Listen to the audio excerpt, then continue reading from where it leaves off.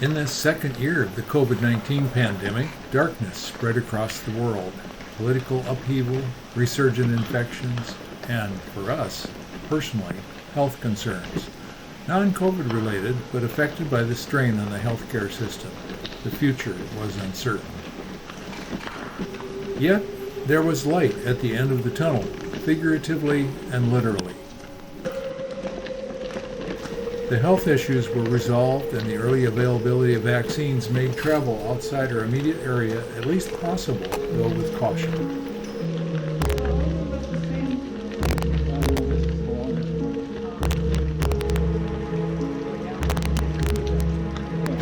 This, then, is a tale of our journey through the brave new world of the beginning of the future that many refuse to acknowledge.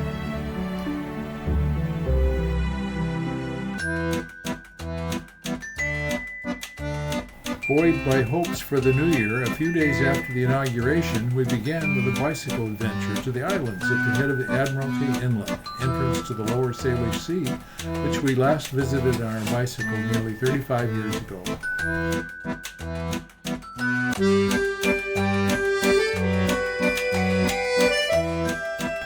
The wonderful bright January day was marred only by the realization that during the long quarantine and wet fall of 2020, our 25-year-old bicycle carrier and camping van had been consumed with mold. The tires were no longer sound, and the new engine installed in the fall of 2019 was not reliable.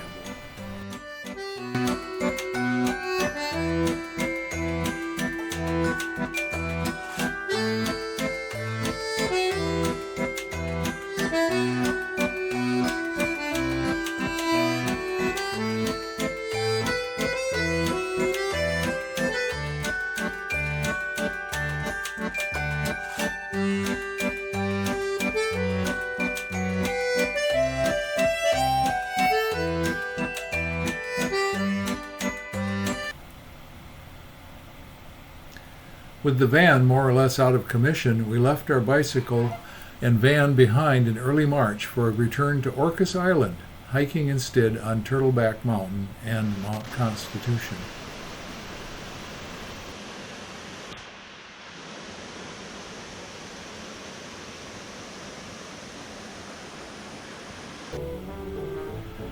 With the freewheeling travel we enjoyed so much in the before times not feasible during the pandemic, we decided to replace both our old van and our relatively new hybrid SUV with a newer and larger van to support self-supported touring and camping as an alternative to motels.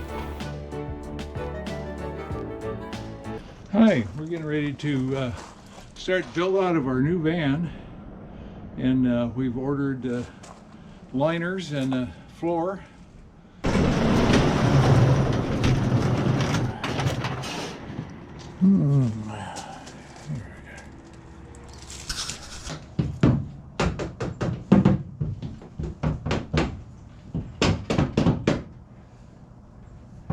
Last big piece.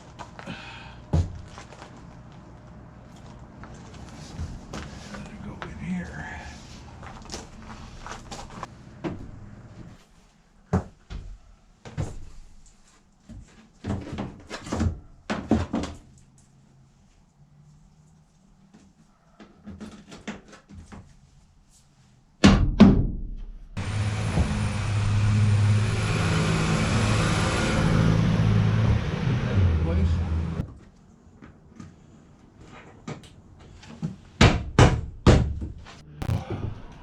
One more day, and we've got the passenger side done, and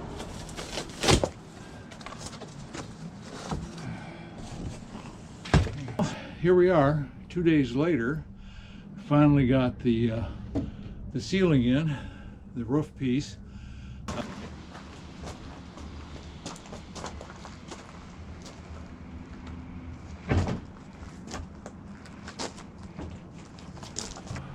Life is what happens when you're making other plans. Yesterday we had a run to the clinic and then to the hospital, and last night Judy had surgery and she's doing fine, but kind of set our projects back a ways.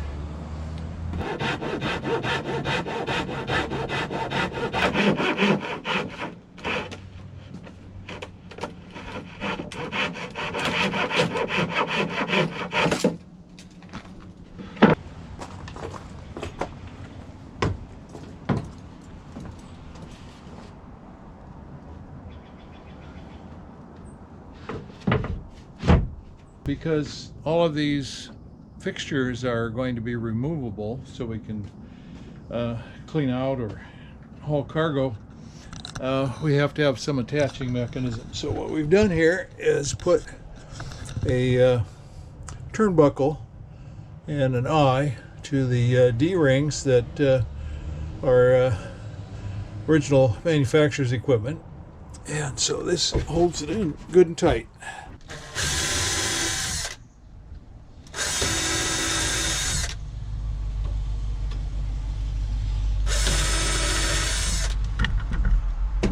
This has not been the kind of usual van conversion you see on the YouTube with the fancy live-in type of places.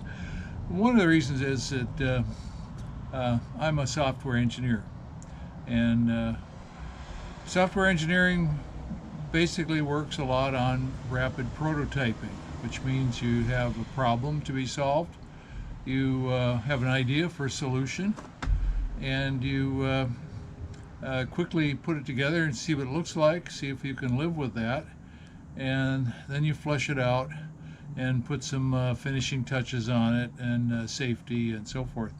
And that's kind of what we've done here. This is actually van conversion Mark III Mod 1. We did the previous two episodes with our old van. We first had a fold-up platform, and it didn't give us any place to sit in the back of the van, and so we made this slide-out bed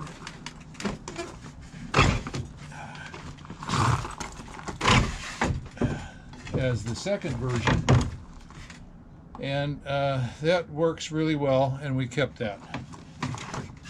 So for this van with the high roof, we decided we needed to have the bicycle up further, so we didn't want to hit our head on the handlebars and have pedals poking us in the hip when you're sleeping on the bed. And so we built this platform. We're not going to live in it, and we're not going to show it off a lot, but it's going to be a practical solution to travel with our bicycle and camping where we can. This new age of the pandemic, where we're less likely to stay in short-term housing, travel, motels, and so forth. It's just a new age, and we're approaching this, making it up as we go along, as we do.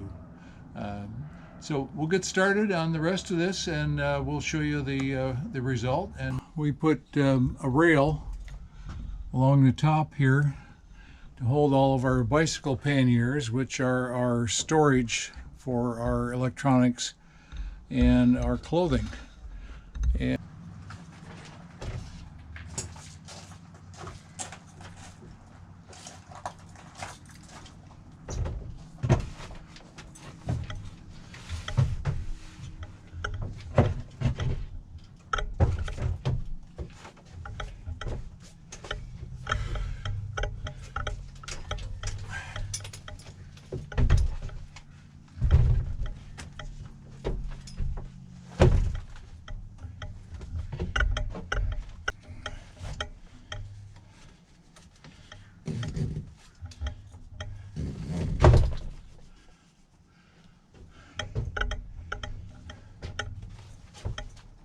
last but not least, another accessory we determined was essential was this step. Well, this is an aftermarket. It fits in the holes that Ford reserves for their expensive powered cow catcher. But this was a nice addition. We just step right up. With Judy recovered from her surgery and the van conversion mostly complete, we made a shakedown run to the airport.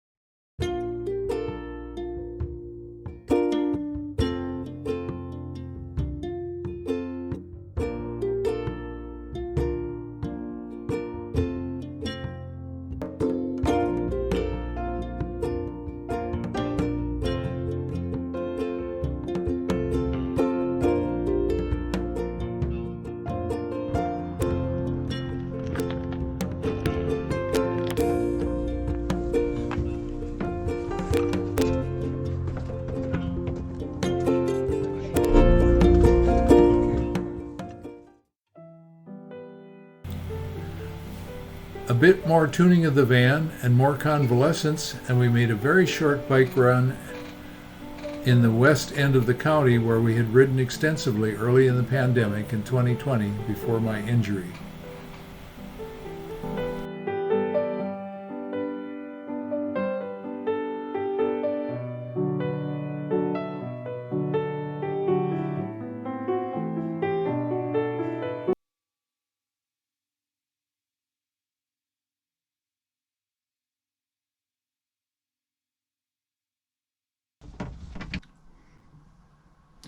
So there we have it.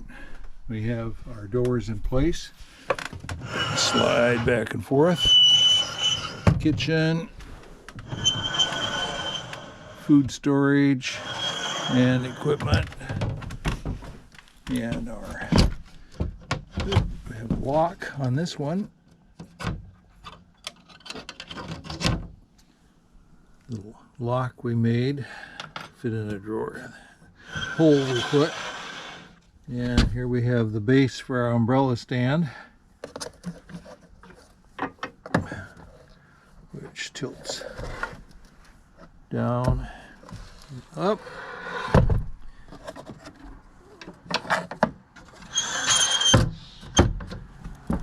and sleeping bag storage.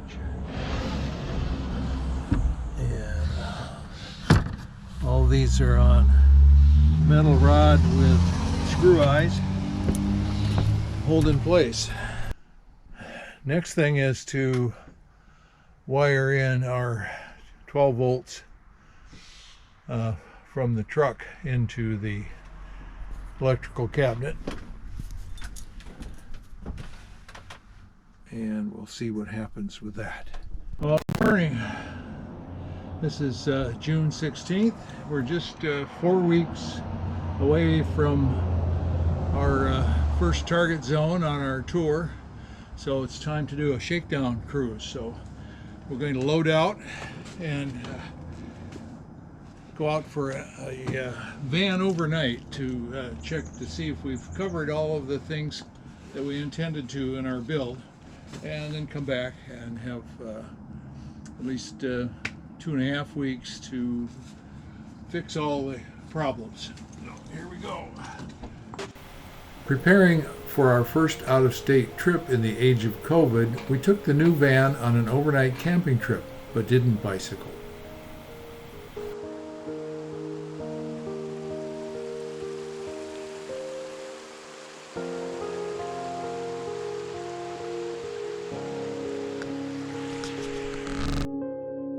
And here we are, all set up, ready for bed.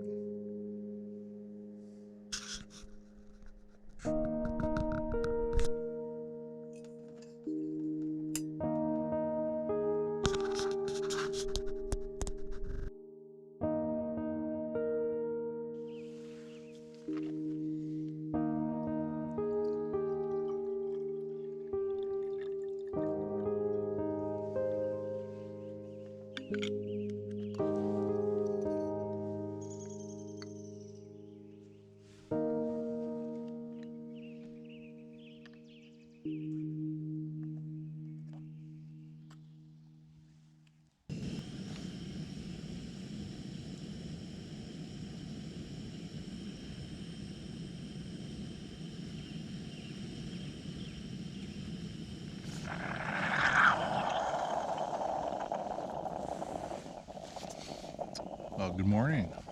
It's coffee outside, the best there is.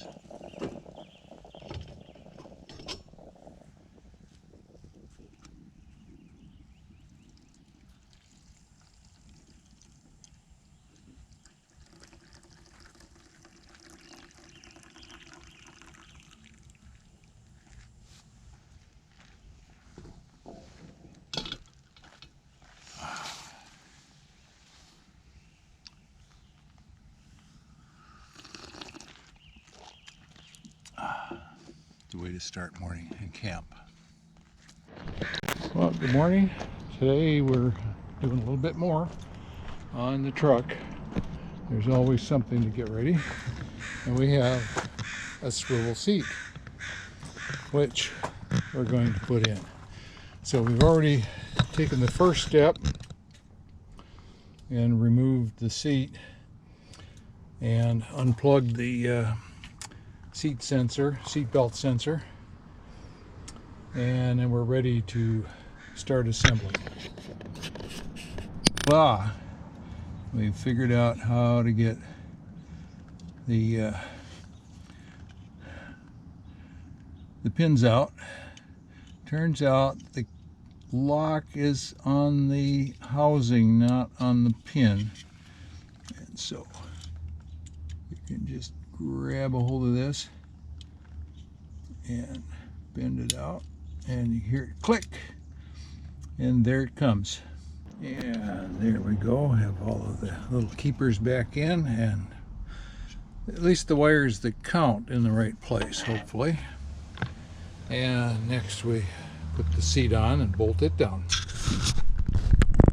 So here we are, as the seat in place, and we're gonna do the turnaround here. Seat up, release, installation of the swivel passenger seat completed. Our 1.0 version of the van.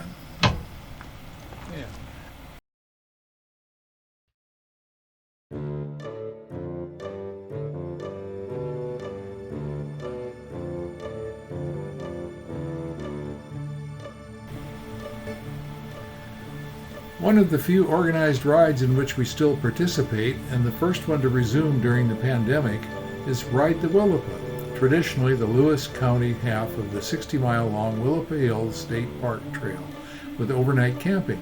This year, the route started near the town of PL for a one-day only ride with staggered start times. Still in recovery mode, we only rode a short segment of the 50-mile course, but we were glad to be out.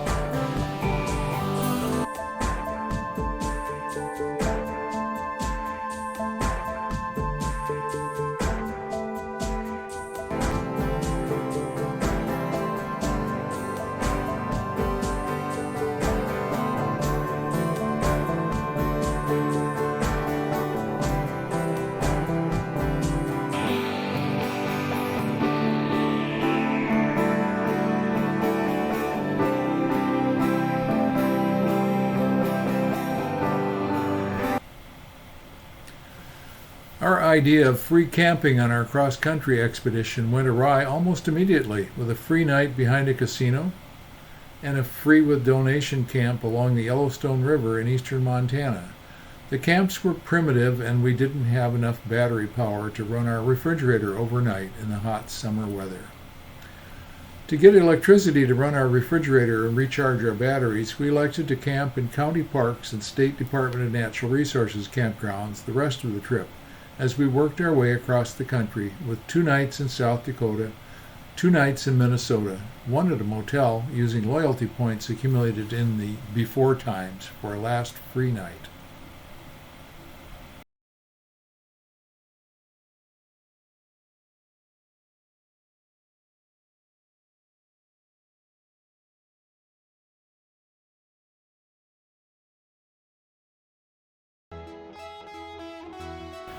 The Root River Trail in southeastern Minnesota has been a destination for several years. Each time we pass through, we try to ride another section. This time it was east from Wayland, a section that was closed for maintenance when we first rode the trail between Lanesboro and Wayland in 2015. We turned around in mid-trail where we turned around on our evening ride west from Rushford past Peterson in 2016.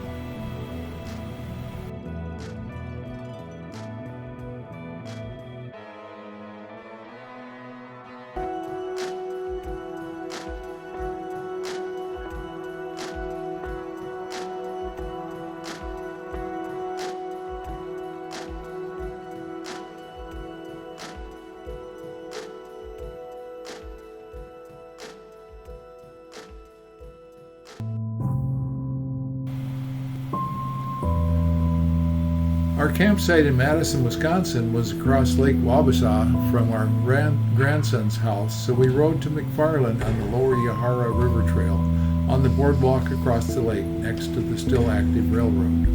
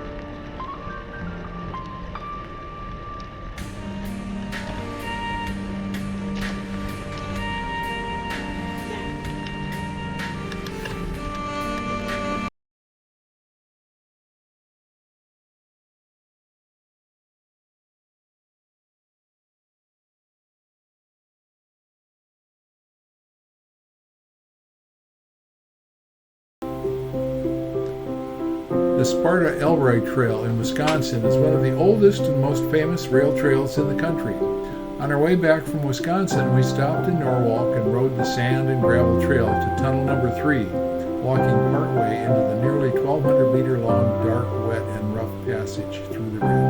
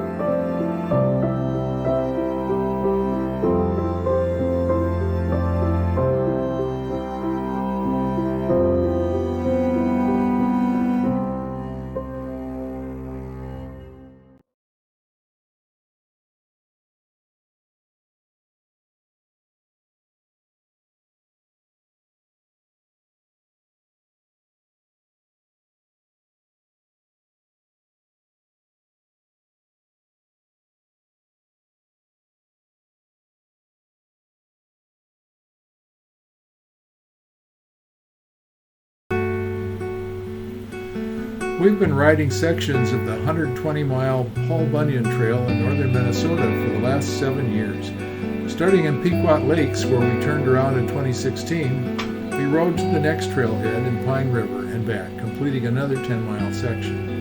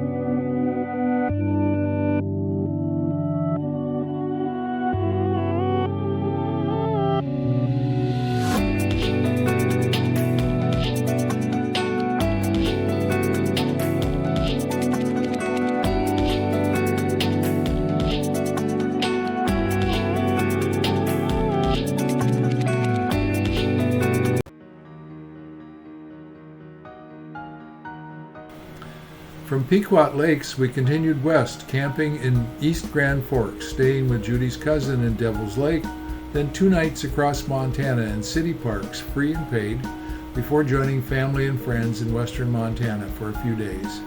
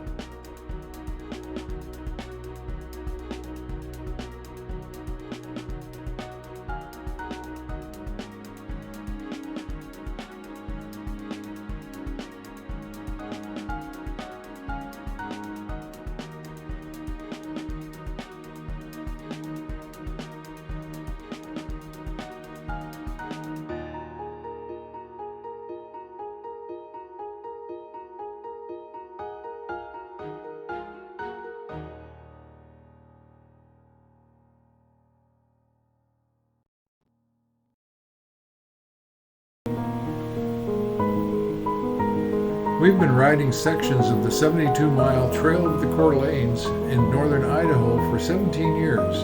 This year, we marked off the section from Osborne to Wallace on our way home from Montana. Only 2 sections left. We camped overnight in Wallace.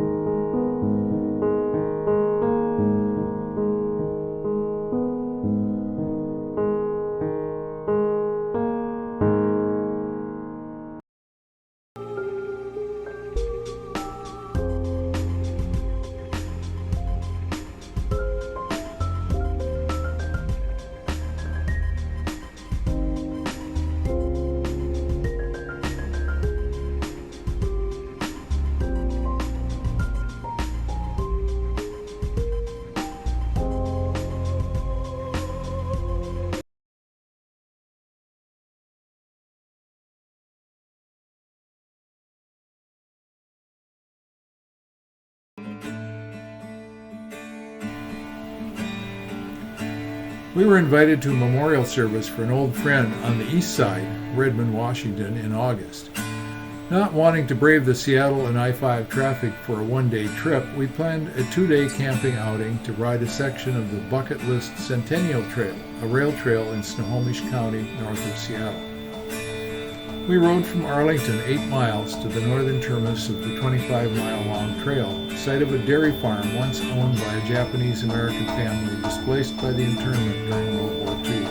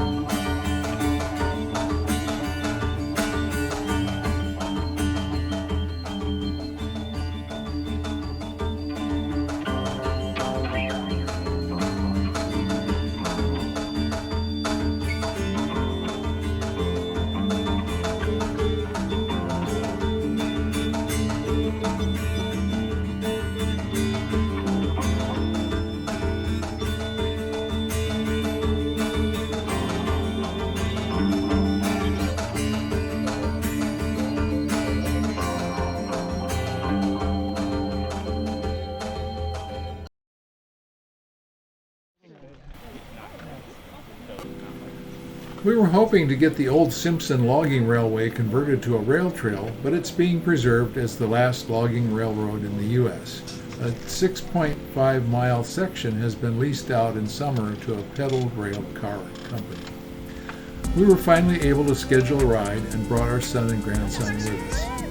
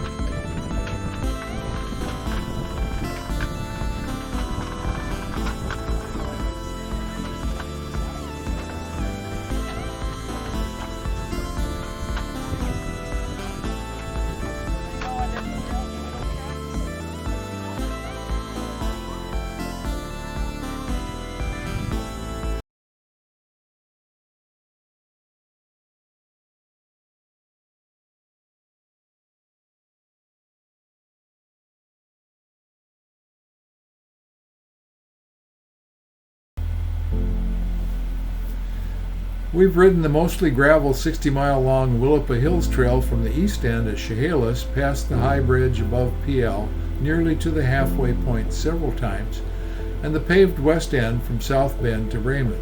This time we rode east from Raymond, but the trail is undeveloped and in need of repair. We diverted to a delightful tour of the Willapa Valley as the trail became impassable.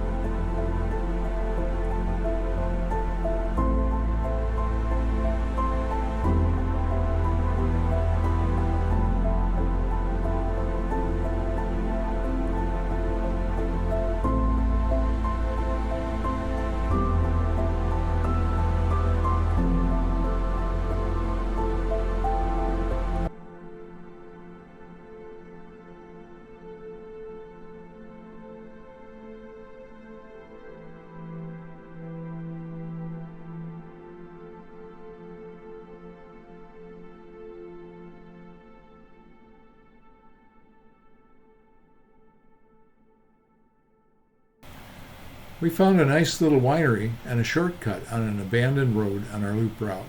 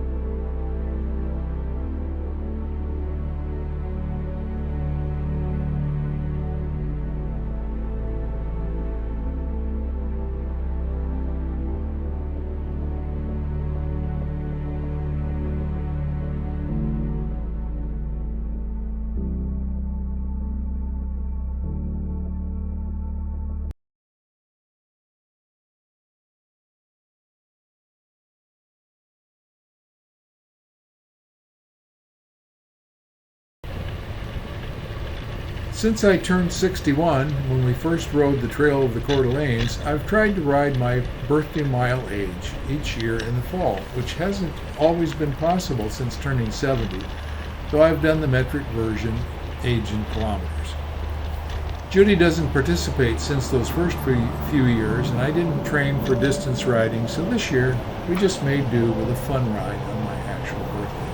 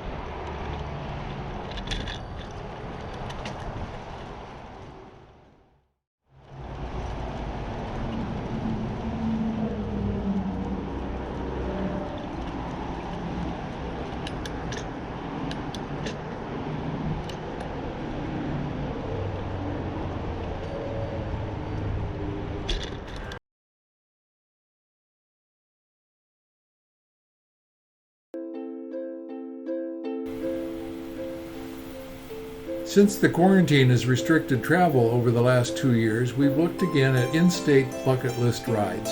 The paved Apple Capitol Loop, a 10-mile paved loop along the Columbia River in Wenatchee, Washington, is one of those we had opportunity to plan to ride this year on a glorious fall day between rainstorms on our way home from a few days in Chelan, where we did.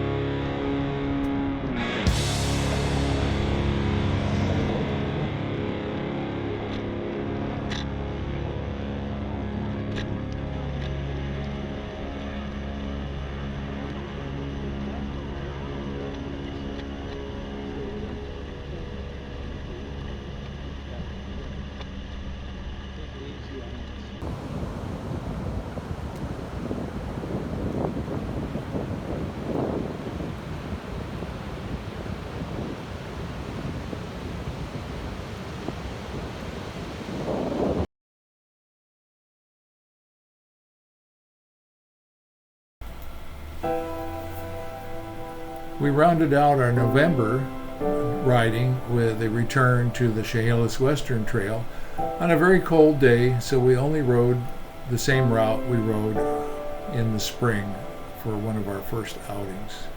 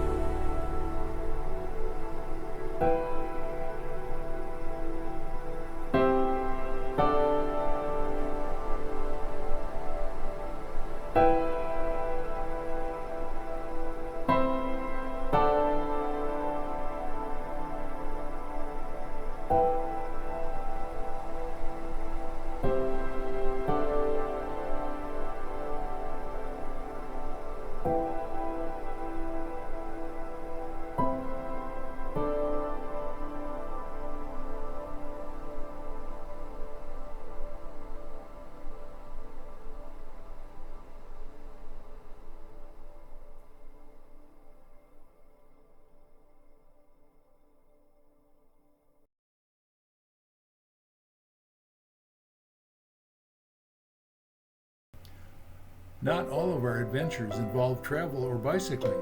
We kept busy around home. Even through the pandemic lockdowns and closures, we managed to have lunch out with our friends. Though we stayed home, we traveled via Zoom to attend conferences and classes all over the country, including our Senior Center yoga sessions. Classes included a month-long advanced weaving course for me, which got Judy interested in getting back to weaving also, with our 2 weaving studios in the basement.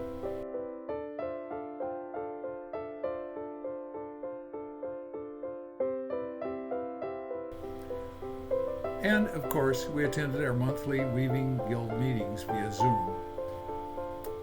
The lockdown baking habit continued, making our own artisan breads and granola, ordering supplies online for pickup at the local farm stand.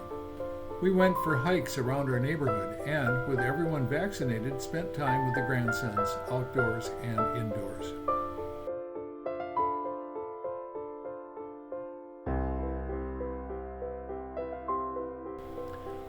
As the year ended, we were back to good health and got a white Christmas night to carry us into the new year.